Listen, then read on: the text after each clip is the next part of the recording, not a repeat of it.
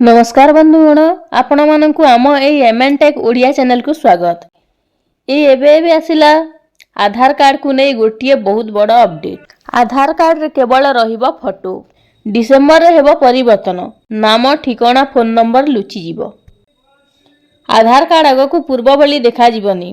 सेथिरे परिवर्तन आनिबा उपरे भारतीय स्वतंत्र परिचय पत्र कर्तृपक्ष UIDAI विचार करुचंती। एबेकार आधार कार्ड रे लोकंक फोटो सहित तांको नाम और ठिकाना आदि तथ्य स्पष्ट उल्लेख रही, तेणु ताको अपव्यवहार करिबा आशंका रहुची।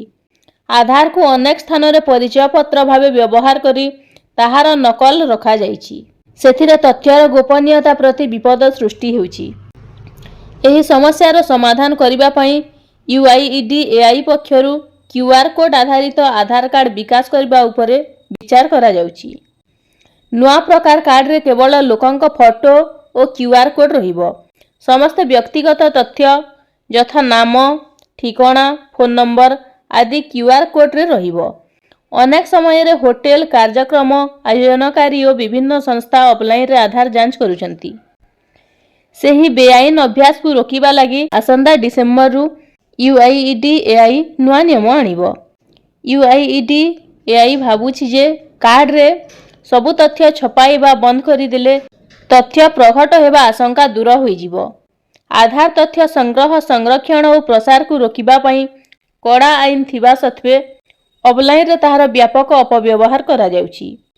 QR कोड रे तथ्य रहिले ताहाकु आउ केही ऑफलाइन रे प्रकट करि परिबे नाही। सबु किछि ऑनलाइन रे हेबो। आधार को दस्तावेज भावे व्यवहार न करी केवल प्रमाणीकरण पई व्यवहार करिबा उपरे काम चलिछि। आसंदा डिसेंबर पहिला रु नियम रे परिवर्तन करा जिवो। नुआ आधार ऐप जरिया रे डिजिटल प्रमाणीकरण होई परिबो। नुआ ऐप रे QR आधारित प्रमाणीकरण और चेहरा चिन्हट आधारित प्रमाणीकरण होई परिबो। तो एटा थिला अपडेट जहां मु आपनकु जणै देली। तो एही परी अनेक गुडिये इन्फॉर्मेटिव वीडियो देखिबा पई आम चैनल को सब्सक्राइब करंतु। धन्यवाद।